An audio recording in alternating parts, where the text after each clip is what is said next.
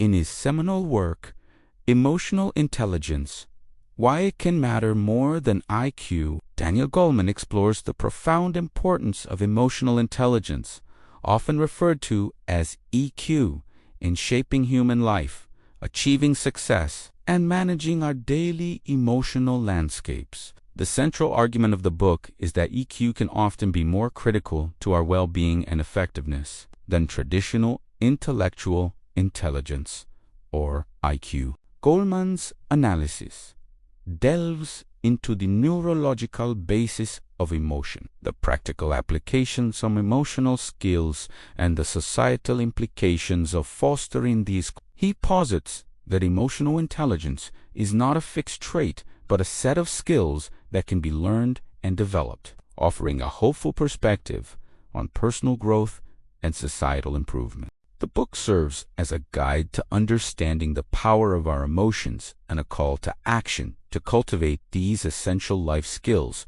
for a more compassionate and functional world. Goleman introduces the core challenge of emotional intelligence by referencing the ancient wisdom of Aristotle. The philosopher noted that while experiencing an emotion like anger is simple, the true test of emotional mastery lies in the ability to be angry with the right person, to the right degree, at the right time, for the right purpose, and in the right way. This is not easy.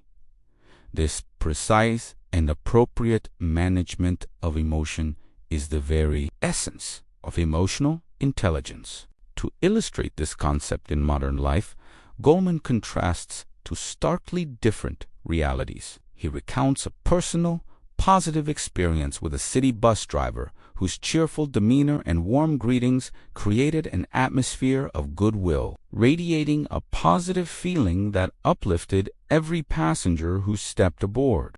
This simple act of emotional generosity is juxtaposed against the grim backdrop of daily newspaper reports filled with stories of senseless violence, escalating aggression, and a general decline in civility. This sharp contrast highlights a society struggling with the uncontrolled and often destructive expression of emotion in collective life, underscoring the urgent need for the skills Aristotle described.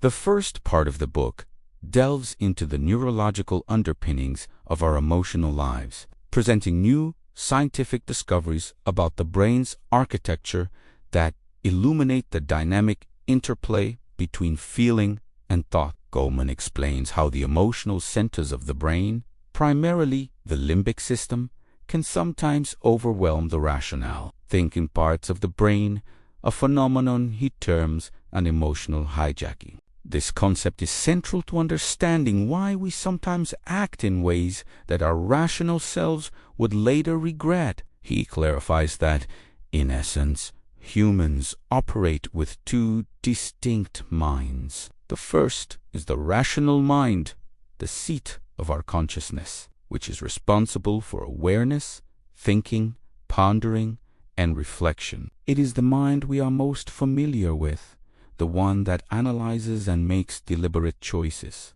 The second is the emotional mind, a far more ancient and powerful system that is impulsive and fast, designed to trigger immediate action without the need for conscious thought. This dual system framework explains the constant internal negotiation between what we feel and what we think. Furthermore, Goleman explains that all emotions are fundamentally impulses to act, patterns etched into our nervous system over millennia of evolution as survival mechanisms. These built-in responses helped our ancestors navigate a world filled with constant dangers. For example, the emotion of fear primes the body for a fight or a flight response by redirecting blood flow to the large leg muscles, making it easier to flee from a threat. Similarly, the emotion of anger prepares the body for combat by sending a rush of blood to the hands, facilitating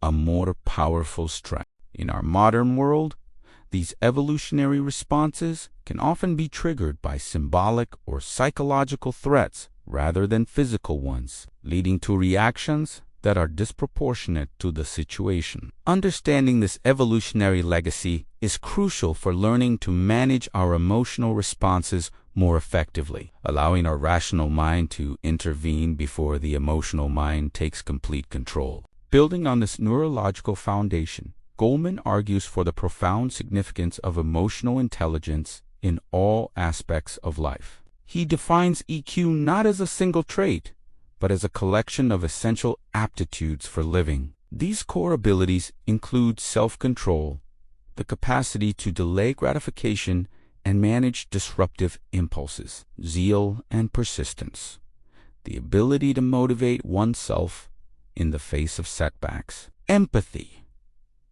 the crucial skill of reading and understanding the emotions of others, and the social arts which encompassed handling relationships, smoothly leading and cooperating effectively. These are the skills that allow individuals to navigate the complexities of human interaction and build fulfilling personal and professional lives. Goleman makes a compelling case that these emotional competencies are not merely soft skills, but are fundamental to human flourishing. Crucially, Goleman emphasizes that these skills are not innate and unchangeable, unlike IQ, which is considered relatively stable throughout life. The components of emotional intelligence can be systematically taught and learned. He argues that by introducing emotional literacy into education, we can provide children with a much better chance to utilize their full intellectual potential. A child who can manage anxiety,